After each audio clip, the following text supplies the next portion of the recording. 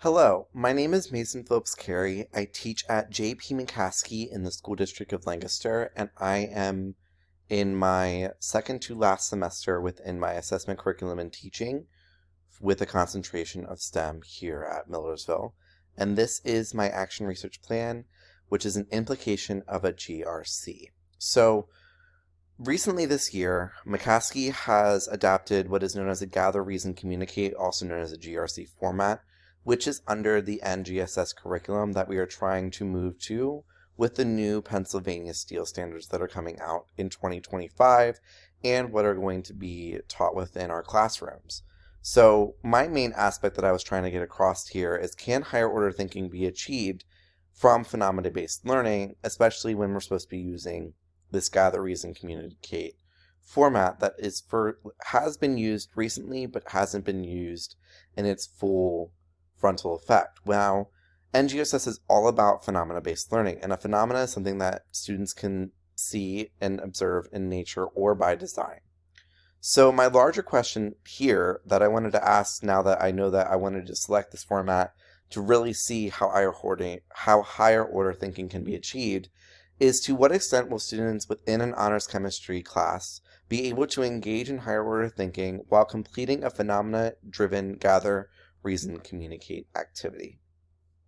Before we begin, we should probably discuss what NGSS is and how NGSS is a three-dimensional learning style, where you have your disciplinary core ideas, your cross-cutting concepts, and your science and engineering practices. So the disciplinary core ideas are essentially like your standards that students and the teacher need to get to achieve by the end of the lesson or unit that you're currently doing. Cross-cutting concepts are essentially terms that students often have in other classes, like cause and effect, before and after, energy and matter, things that will drive their critical thinking to learn science and allow them to connect other content from other classes to science.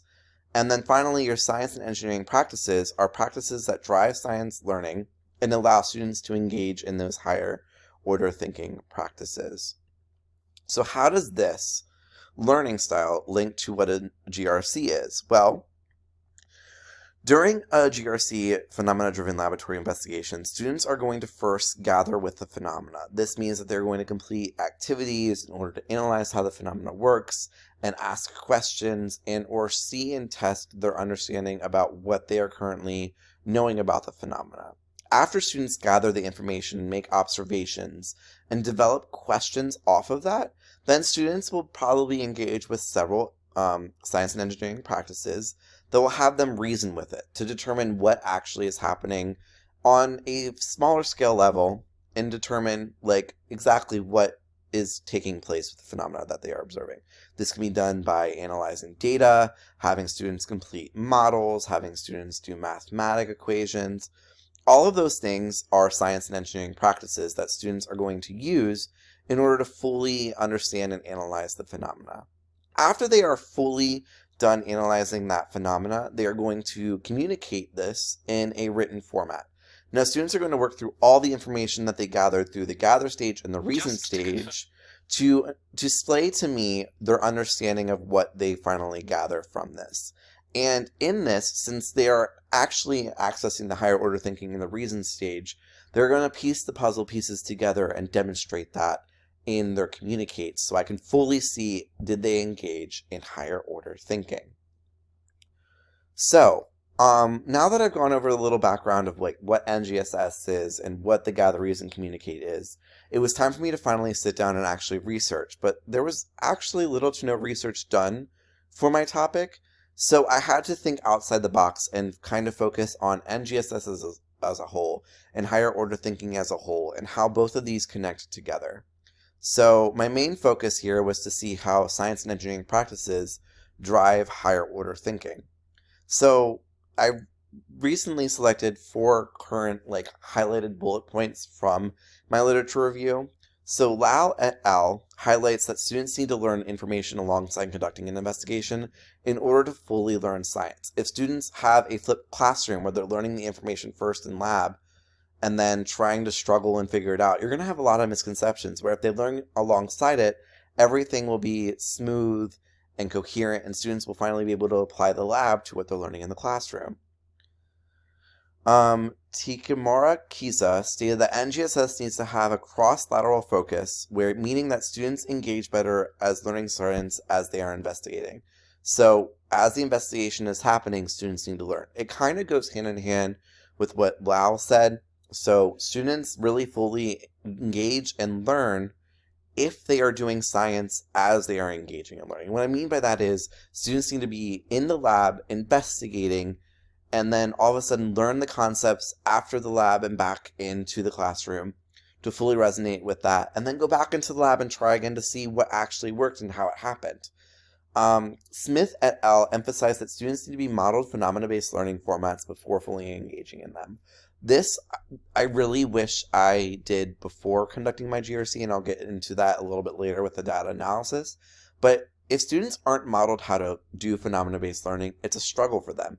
They really don't understand it because their investigation is surrounding trying to answer this phenomena. Now, if their investigation isn't modeled for them, and it's not modeled for them how to determine how to fully analyze the phenomena, there are going to be cracks and misconceptions on how to do this process.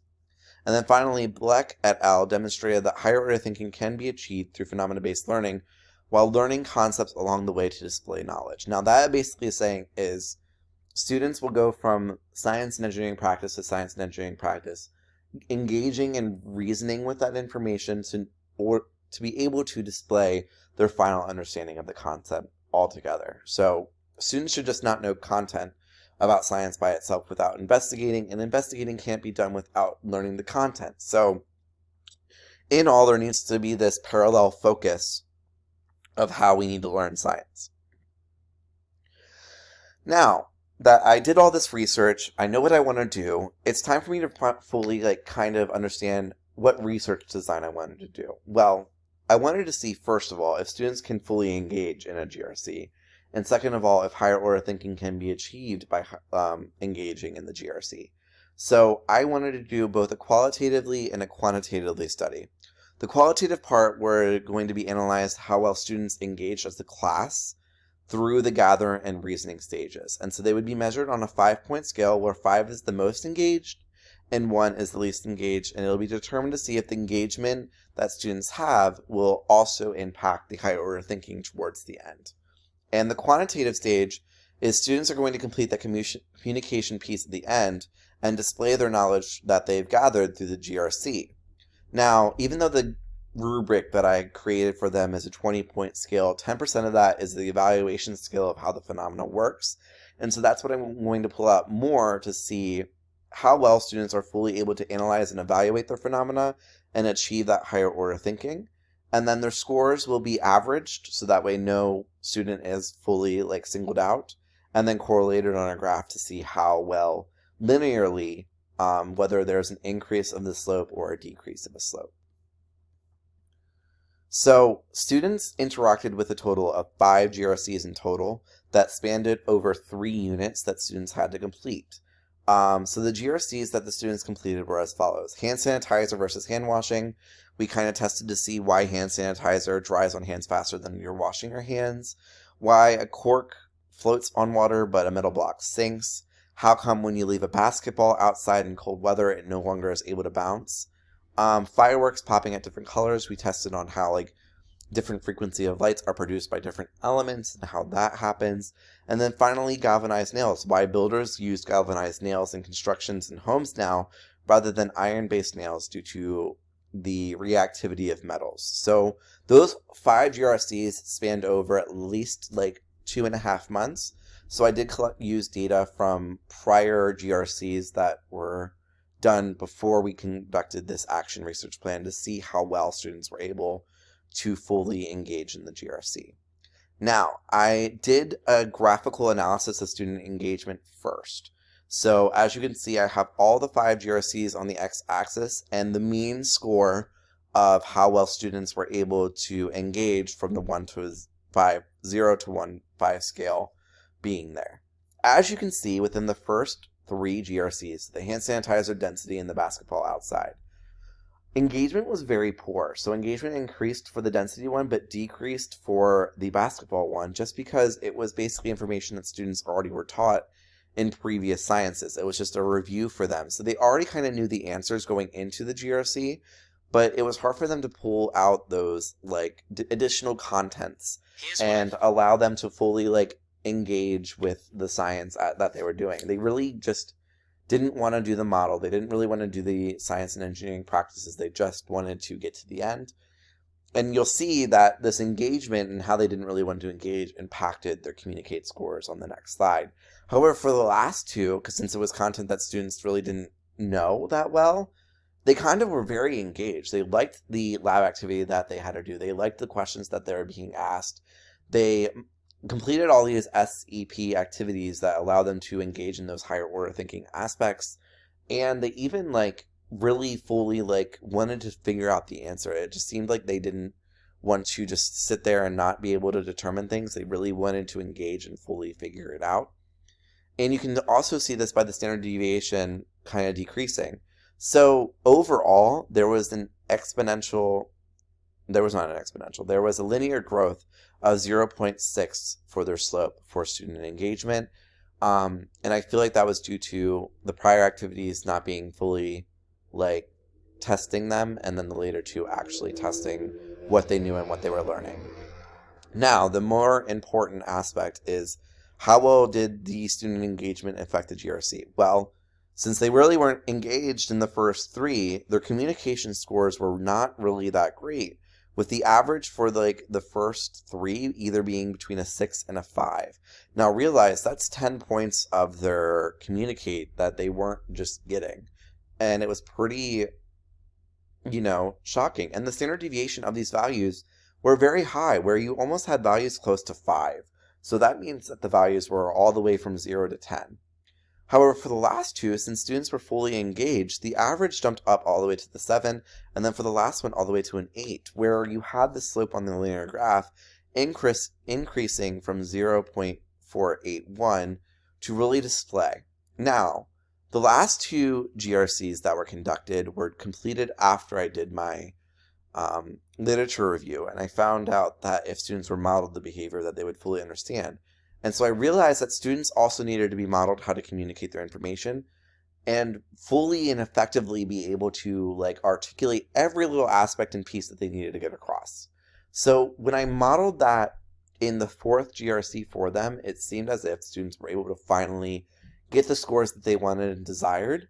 So that's why there was this gradual increase. So there is some bias in this data, because I did model it in the fourth GRC to have this, growth aspect. But if I feel like I didn't model it for them, there would be a very quick decrease in the data, and students wouldn't be able to achieve that higher order thinking that was asked of them, because students weren't referencing their labs and their gathers and all of that stuff that was the really important meaty parts of connecting all the pieces together.